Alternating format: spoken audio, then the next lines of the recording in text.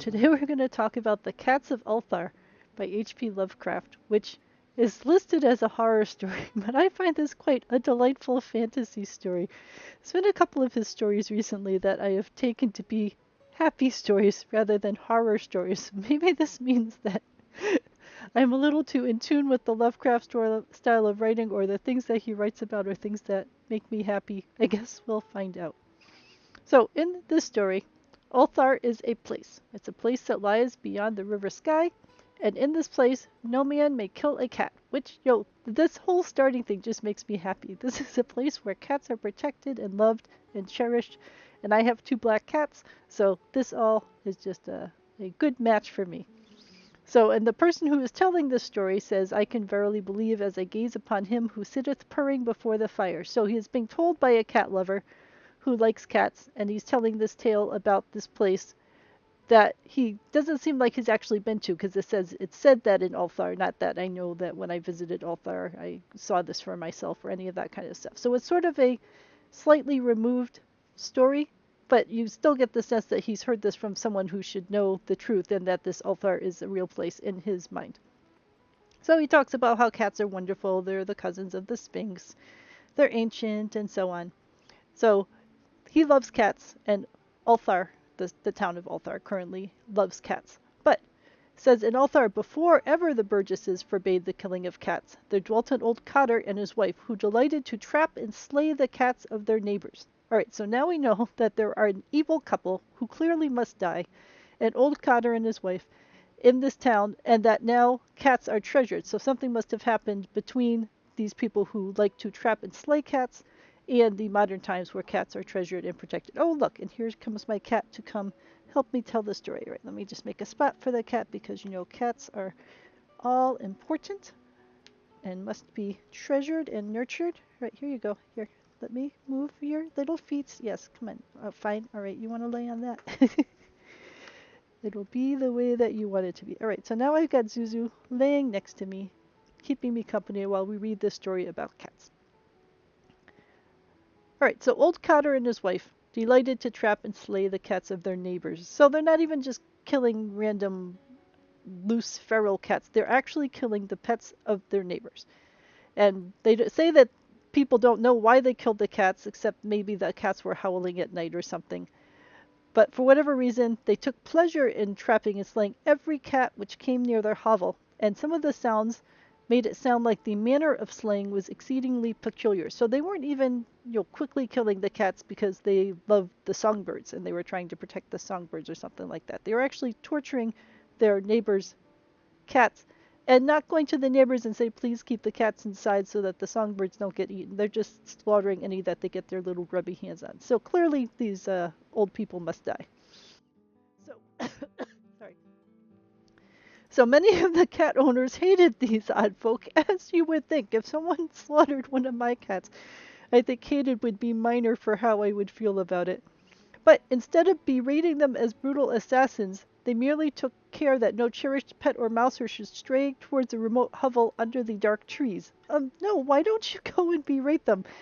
It makes it sound like, they're that afraid of them. But if you've got an entire town of cat lovers that have their cats being slaughtered, and it's just an old man and a wife that are slaughtering them very cruelly, I think the town should gather up their pitchforks, go and get their torches and burn down the house.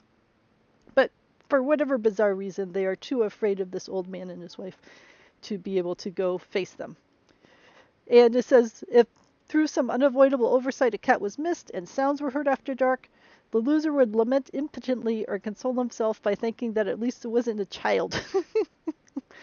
So this is a very strange town. This definitely would not be happening in the town that I lived in if there were people that you knew were randomly killing, or not even randomly, who were deliberately killing every cat that came into their yard. That those people would be no longer in the town. So, in any case, one day a caravan of strange wanderers show up. They are dark wanderers, of course, because Lovecraft has this thing about dark people. And they weren't normal merchants. They were an unusual group that was just coming through for the very first time. And they had all sorts of pictures on their wagons of cats and hawks and rams and lions mixed in with humans. And their leader wore a horned headdress. So they're a very interesting group. They are hanging out telling fortunes. And there's a little orphan boy that has a little black kitten. And he's sad because he's an orphan boy. He misses his mom and dad. But the little tiny black kitten at least gives him some comfort.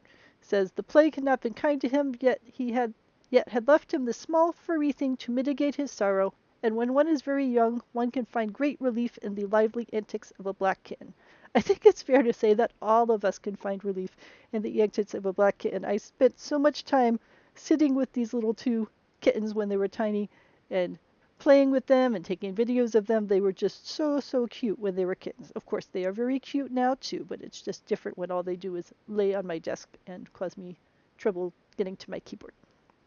So anyway, this boy, Menes, enjoyed his little black kitten and lived a life of reasonable ease. You know, he missed his mom and dad, but he had good friends to be with, and he had his little black kitten to play with.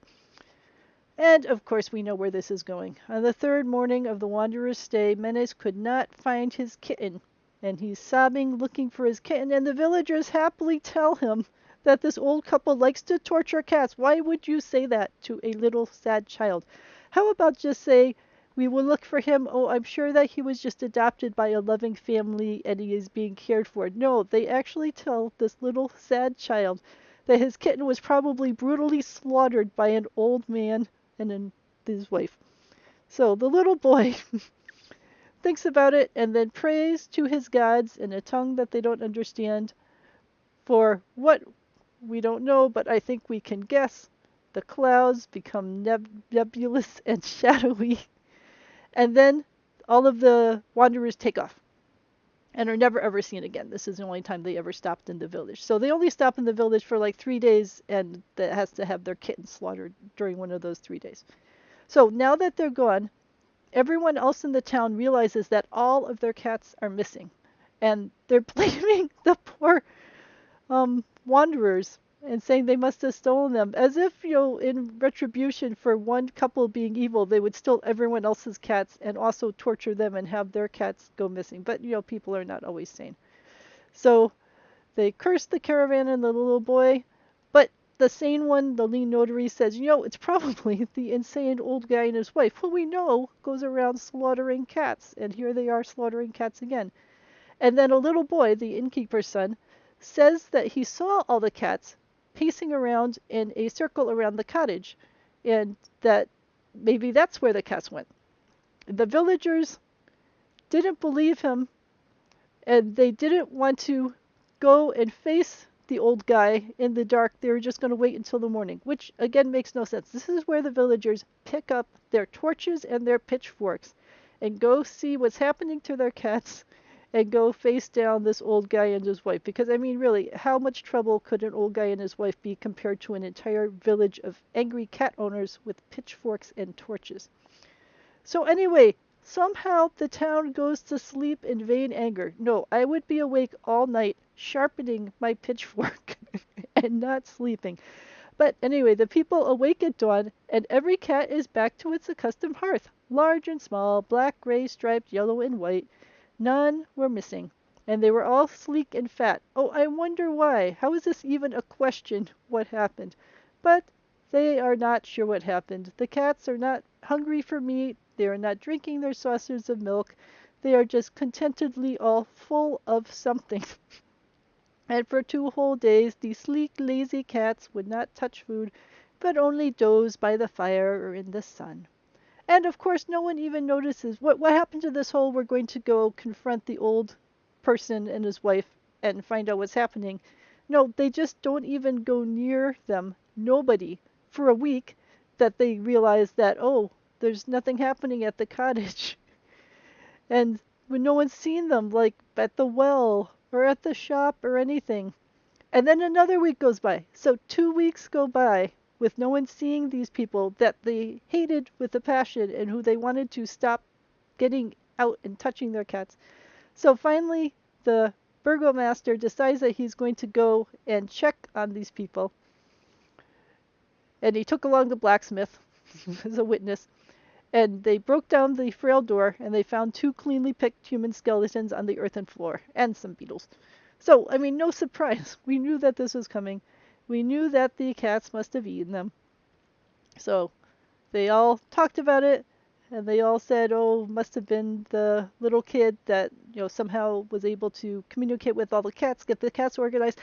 Now we got a bunch of cats. The cats were able to organize and collect together and then attack the old couple. Why couldn't the humans do this, who actually have opposable thumbs and weapons with pointy ends and all that other kind of stuff?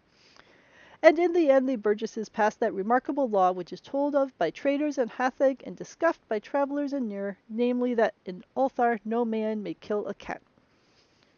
Which almost makes it sound like now they're afraid of the cats and they don't want the cats all making a circle run around them and killing them off if they killed someone in there. It doesn't even sound like I don't know, we love our cats and we treasure them so much we want to keep them safe. It makes it more like now we're all terrified of the cats and what the cats are capable of doing, which we are completely cowards and unable to do ourselves.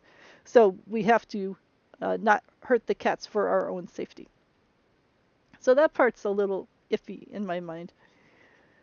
But it still to me is a happy ending. And it's mind-boggling that the villagers are so weak and afraid. It would be nice if they made the old couple like even slightly more fearsome.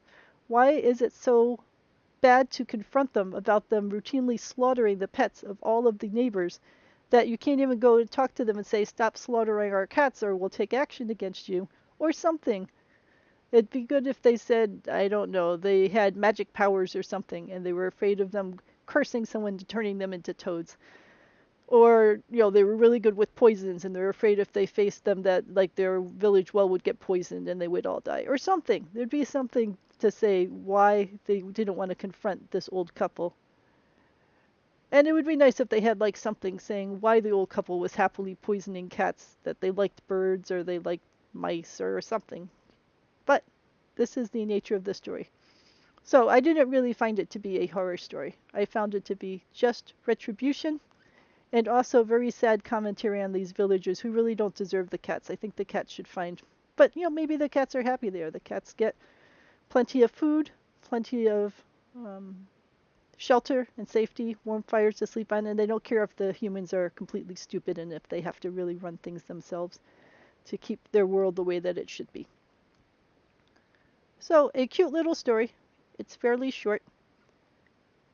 It's about cats. I like cats. It's about people killing cats, but then they get justice only because the cats have to finally take action because the people are too stupid to take action on their own. So let me know what your thoughts are about this. I am now trapped here because my cat is laying on my arm with its cute little paw. I could not disturb the cat. Alright, well, I'm just trapped here for another hour or two. So I suppose I will go and take a look at what the next story is so that I can read that while I am waiting for getting my hands back again so I can do some typing. Alright, have a good day.